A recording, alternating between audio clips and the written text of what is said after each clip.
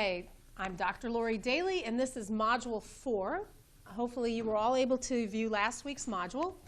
And today I'm going to be a little bit faster, a little bit briefer, because I want to just lecture. Last week I did more Blackboard, and hopefully everybody's got that figured out, and we're all up and running and into the semester. Today's lecture is not completely on Chapter 4. As I mentioned last week, I like to bring in things in addition to what's being taught in your chapters. So I want to start off with a concept that I know that my students here in the room, again, it's the same students because we're taping these back to back, even though we magically jumped into another week and had a quick wardrobe change of taking off my jacket. I know these people sitting in front of me all are familiar with this term, but I know that many people in this class haven't had other classes with me. And so I want to put out a term, critical pedagogy. Oh, I'm so used to writing on the board.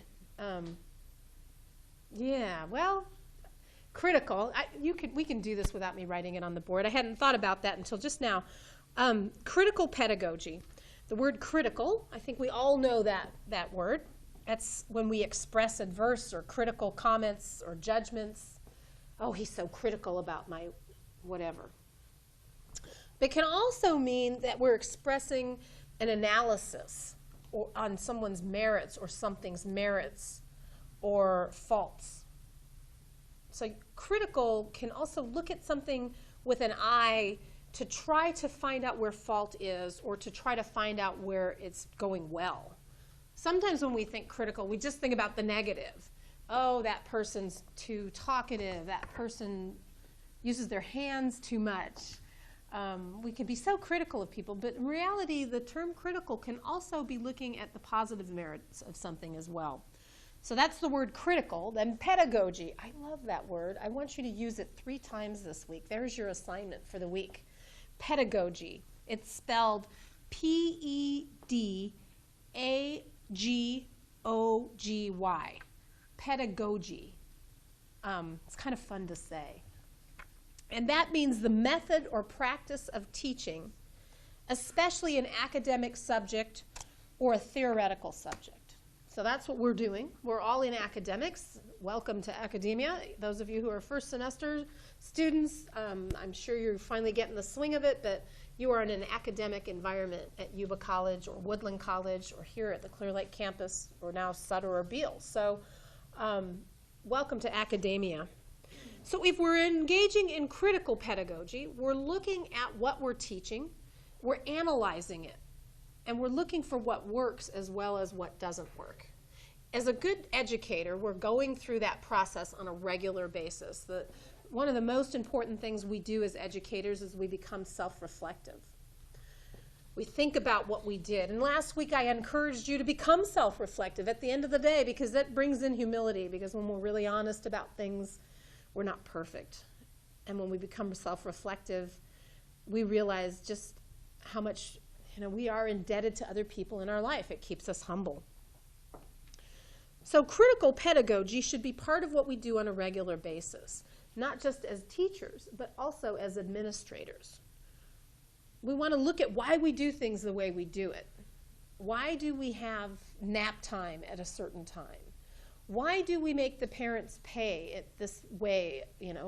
How do we bill them? Is this the way that works the best? When we're supervising other people, how about the evaluations? Are we evaluating in a way that brings out the best of people? Are they part of the process? So critical pedagogy is important to the field of education, period. And honestly, I think it's important in life. We must look critically at our teaching styles on a regular basis and the discourses that we bring to the classroom. Those things that we think about, the paradigms, and perhaps the word discourse and paradigm are not words you're familiar with, but we all have ways of thinking, ways of believing, our values. We bring with us a whole lot from our past. And we also bring that into our supervision styles. It's not just our teaching styles, but how we supervise and how we mentor is affected by this. So we have to look at that. One of the questions I want to pose is, are we liberating people? Or are we basically imposing our values on someone? Yes, we are. I'm going to say yes to both. I impose my values all over you. I'm so sorry. Please forgive me. It's my job, right? But hopefully I'm liberating you too. And I'm telling you, I'm a work in progress myself. I have not arrived. I keep myself humble. I realize that. We all are diamonds that are being polished and cut and cleaned. It's a regular process. Me too. I am not above that. So I realize that I absolutely impinge my thoughts and beliefs on you. I try not to. Or I try to only bring the things that I know or have strong research value. I always look to research. That's important. We're teachers and supervisors, we're human beings, or professors, we're humans, and so we make mistakes. But if we are perpetually looking at places where we can make corrections, and we're critically looking at our teaching styles and supervising styles, then we're open to change. So one of the other questions I want to throw out is, are we perpetuating discrimination? Race, sex, social class, you know, gender, age? Are we discriminating? I love the thing about an internet class, because the reality is I don't know who anybody is. I know the students' names that are in my classes, but I don't even necessarily know who's male and female, because it's not so obvious by names these days. Sean, that could go either way. And then there's some names I'm not familiar with. Are we perpetuating stereotypes? Are we discriminating? And I have to say, even in the internet class, yep, I am. I'm so sorry. How many people had money for textbooks? That's discrimination. The fact that you have to pay for your textbooks at all. By the way, that's kind of why I posted the first 4 chapters. Chapter 3 and 4 should be up by now. Or actually, that was last week, so I can't have anything posted this week. This is Module 4, that's right. There is no chapter posted for this week, or I would get in trouble. But the fact that some people can't afford to go to college, hopefully they can get BOG waivers or they can get financial assistance, but even when you're there are still finances that need to come forward for parking and whatever, books. I have a lot of years of school and I know how expensive books are. Are we perpetuating discrimination? It's something that needs to be looked at. We need to address these issues before we can actually teach well or supervise well. Do we have a multicultural perspective? Can we supervise without discriminating? My answer is no, because we don't mean to, but we all have ideas and values and beliefs, and you can never put them on hold. This Lisa Delpit quote that I love says that if you tried to put your beliefs and values on hold, then you would cease to exist.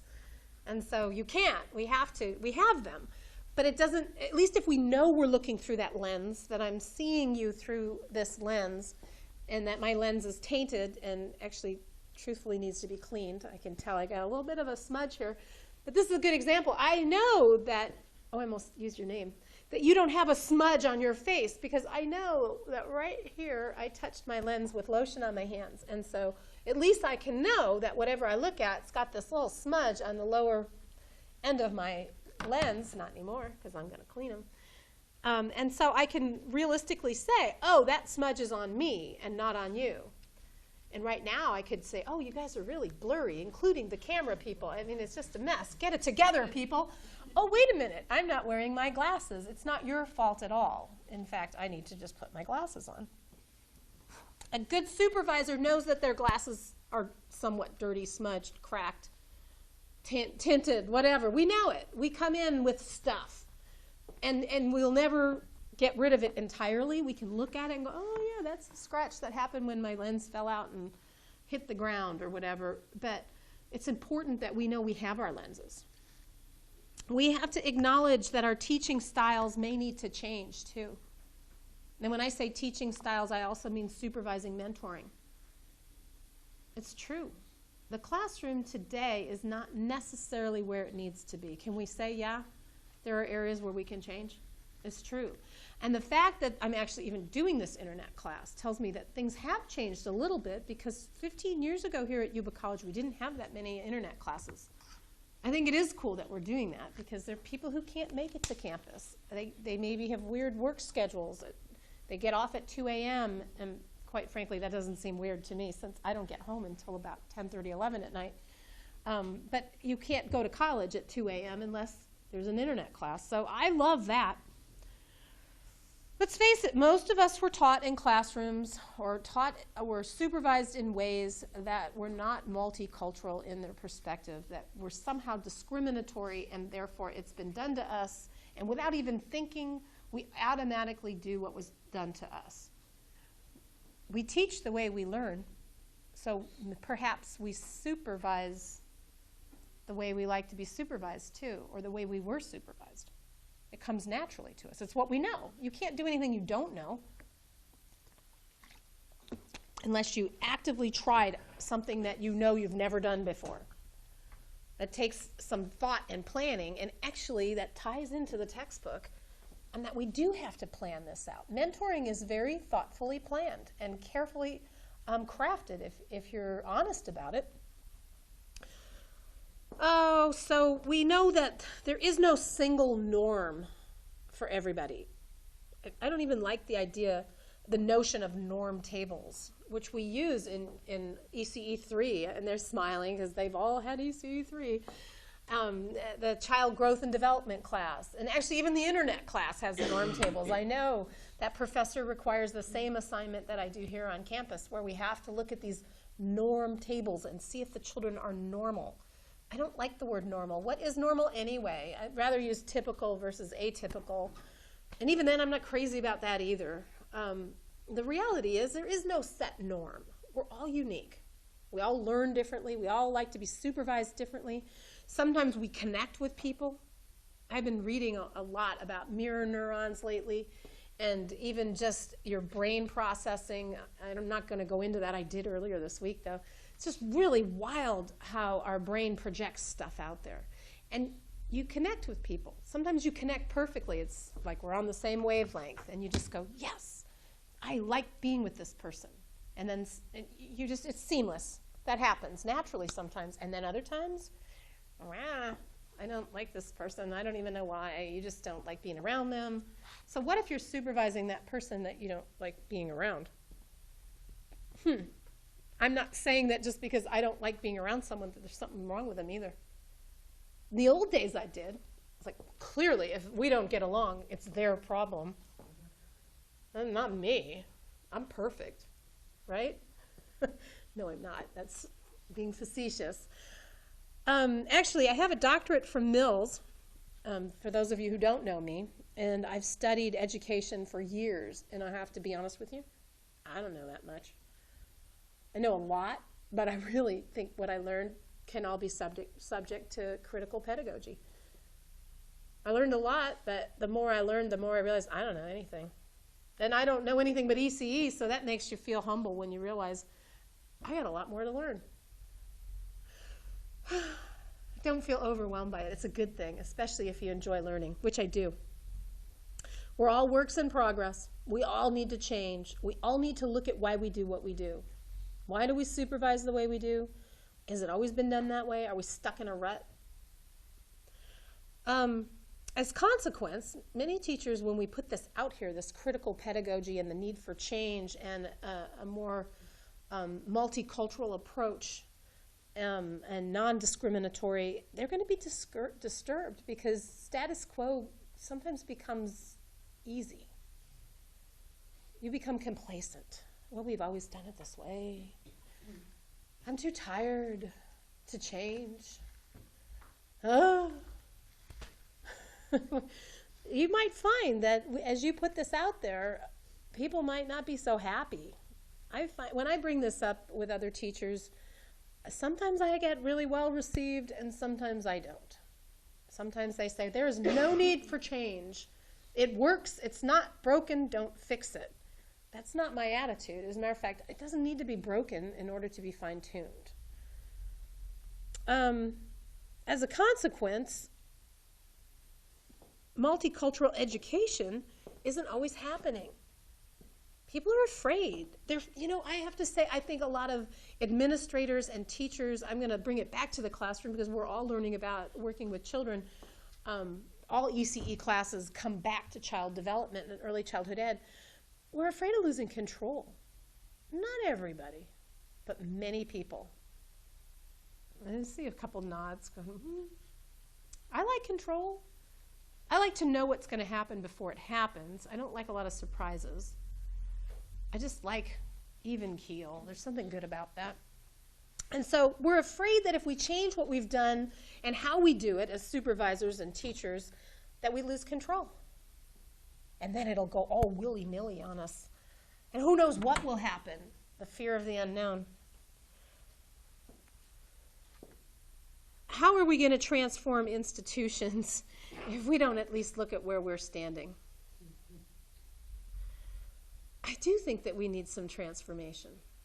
Systemic change, meaning change in the system. I'm not saying it's all bad. I love my job. I love what I do. What I really love about this job is my connection with my students. That's what makes it so happy for me. That's what makes me go to sleep at night every night feeling like I made a difference in my life. But it doesn't mean that we don't need to change some things, because we do. And change can be difficult and scary. It can be overwhelming. I have seen people curl up in the fetal position over the thought of change, right? Depending on what the change is. It's so hard because we get used to doing things in a certain way. We can become creatures of habit. I want to tell you about this guy. His name is Peter Drucker. And this comes from an article called Managing Oneself in the Harvard Business Review Online. Oh, the Harvard Business Review Online. It's free. You should check it out. And then you can say, oh, I read this in the Harvard Business Review. It's actually a really well-written article. Publication. I read it frequently. I don't read it all the time, and nor do I read it from cover to cover, but it has some really good things, and it can be applicable, there we go, to ECE, as well as other businesses. But this guy, Peter Drucker, says one piece of advice he has is to identify your strengths. Before you can really supervise somebody, you have to identify your strengths. I love this guy. I say this all the time. Lead with your strengths. Know your strengths. She's actually mouthing what I always say. I say, kick down the door with your strengths. Sometimes in ECE we tend to say, oh, my weaknesses are, and I should work on them. And that's good to know that. And at the end of the night, when you're self-reflecting on the things you need to work about in your critical pedagogy, good stuff, but don't lead with that. If you know, for instance, I know I'm a pretty decent speaker. I'm not, no, the people out there are going, oh, maybe I should say, I enjoy being a speaker. That's a better choice of words. And so guess what? Duh, I'm going to do this on video camera. It's a lot easier than typing, although I'm a writer too, but by the end of the semester, So why wouldn't I put this on camera?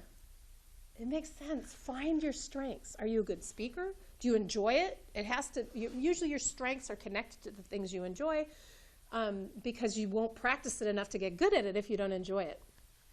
There was this one article I read where a teacher identified, actually it wasn't a teacher, it was a fourth grader who said, here's the difference between special education and gifted programs. For those of you who don't know, GATE programs are for the gifted and talented children, and the special ed programs are usually for children with special needs.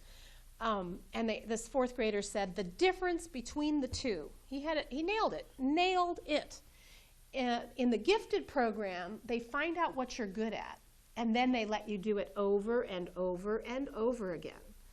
In the special ed program, they find out what you're not good at, and they make you do it over and over and over again. That was powerful. Why are we doing that to children?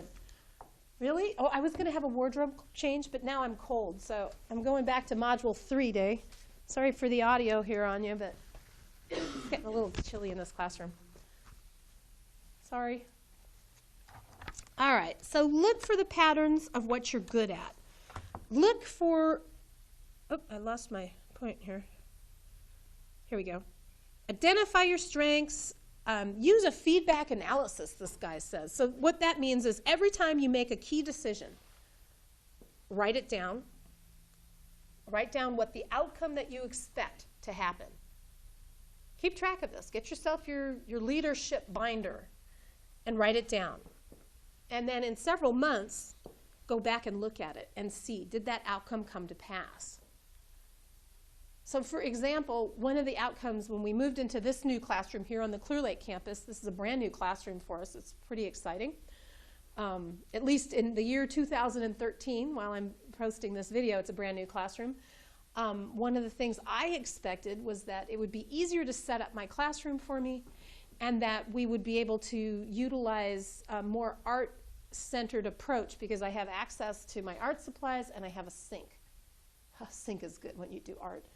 And I also had thought perhaps having a stove in my classroom because I have pretty much a full kitchen over here without a dishwasher, that having access to a stove might bring together more of a sense of community because we might eat together in a more common, or more frequently, I should say.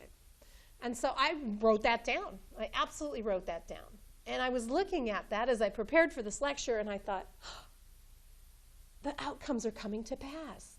I got that one right. I mean, you didn't have to be a rocket scientist to figure it out, that if you put food on the table, you build connection. That's tying into last week's lecture. Value plus connection equals community. So, and we all feel connected when we eat together, I think. That's pretty common. Matter of fact, that's a real good way to supervise people is bring food, because it does several of those 8 points that I mentioned last week right in one fell swoop. It does it all together in terms of humility. Because if you're really humble, you don't mind serving people. I don't mind doing dishes. I do not mind cooking for you, making cookies, and I really don't. But if you're not humble, you're not going to want to do that. Oh, that's beneath me. I'm not the cook. Yeah, I am. No problem. I'll feed you. I'll clean up. I'll stock toilet in the toilet paper. I don't care. Whatever we got to do in order. But that's what builds connection. But back to my point. Remember I said the pause button? I didn't hit pause on that. I'll hit play again. The idea of keeping track of your expectations so that you can see if the results came through. That's what I mean about identifying your strengths and doing a feedback analysis. So you're going to look for patterns in what you're seeing, because it's not always going to come to pass. There's sometimes when we think things are going to happen in a certain way and it doesn't, and that's okay too. But we want to look for why. What was the pattern? What skills are we generating or regenerating? What's needed? What's lacking in order to get to that expectation? Maybe the results were off. Maybe the expectations were off. But to sit down and think about that ties right back to critical pedagogy. Just because I take bunny trails doesn't mean I don't have notes here. All right, so identifying opportunities for improvement is so important. But don't waste time on cultivating skills where you have little competence. Actually, I shouldn't say that in college. Cultivate those skills and you'll get some competence. In college, we have to take all these classes that we may or may not be all that great at. But you can hire people to, if you're not a good web designer, you know, I'm a big fan of finding someone who's really good at it and enjoys it and hire them. Unless you want to learn that skill. I don't really want to, although I had to for this class. I've learned how to do HTML. I had no clue how to do that. But I think in retrospect, I would have liked to have paid somebody to set up the course for me. But it wouldn't work that well because I still have to know the content. Concentrate on building your strengths. We can work on, I don't even like to call them weaknesses, the areas that need to be strengthened. We can work on that. We certainly can. But really concentrate on cultivating your strengths.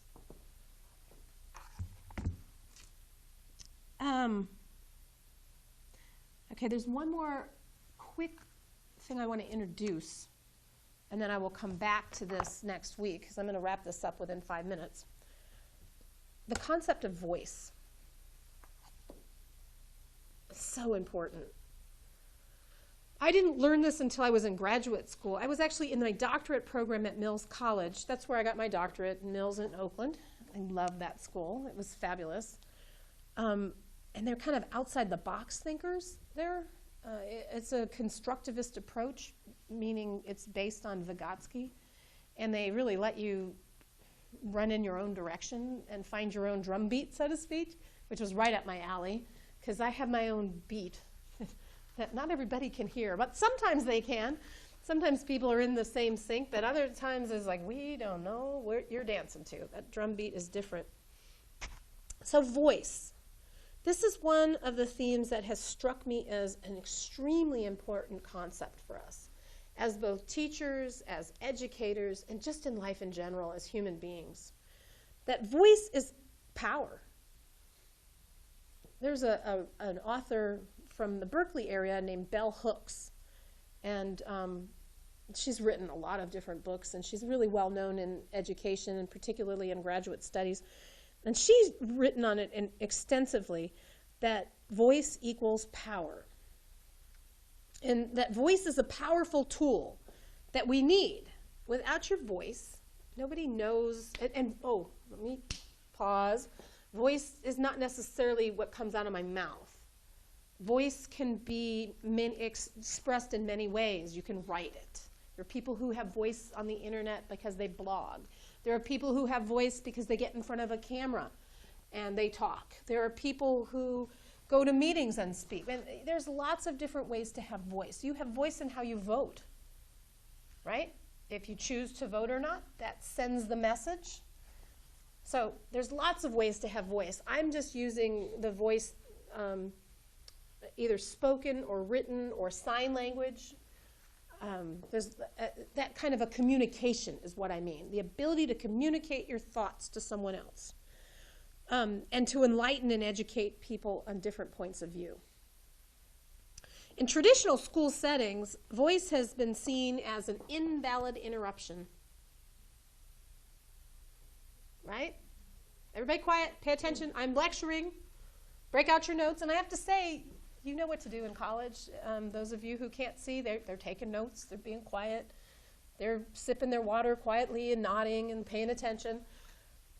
And that's great, thank you. That's a respectful thing to do in college. I'm just concerned that if only one person in the classroom does the talking, then where's your power? Just saying, and guess what? I have a lot of power because I've got a video camera in front of me. And maybe it's inequitable. Maybe I should let everybody post video, right? This would be a long class. In traditional school settings, voice is seen as invalid and an interruption. And we start that at an early age. Crisscross applesauce, all eyes on me. Shh. I hate that. And you know, I don't really want to sit like that anyway. That doesn't feel good on my body. I'm getting older. I don't want to do that. Just getting up and down is a little more difficult than it was when I was 19. So I can do it, though, to keep us in shape, running after children. When you get in older grade school, then they put you often in little tidy rows. But again, what is that? We get people in staff meetings as supervisors, and if we're really not paying attention, we can just take over the meeting. I've seen it happen. A really lovely person who nobody here would know, would hold a meeting and literally would just say every word that happened in that meeting. It was like an hour of taking notes. I thought, well, this is no meeting. You could just put that on, broadcast it over video, and I'll stay home in my pajamas. A meeting should have give and take. It should stop and pause. And what your response is shouldn't be seen as interruption. It should be important. It's not a distraction. It's what's happening. It's not an interruption. It's an indication of learning and connectedness. Now, if I don't want to hear what you say, then I'm not valuing you. Then you're not connected, and so much for community. Oh, there was this thought that anything that brings away a class away from the lecturer was not important and should be avoided. And I have to confess, I've even had that notion in my own classrooms, and I know better. I'm teaching this, and yet it's like, hello, what are you doing? What are you doing? Not that you did that, but I've done it. Like, hello, stop, I'm trying to lecture here. Can't you see I'm doing important stuff? I'm writing on the board. Oh, golly, I'm saying I'm a diamond in the rough. Just like everybody, I'm being chiseled and shaped as well. I don't know, I just want to rethink how we do classrooms too. It's been clear in many classrooms that I've attended that voice was not to be tolerated.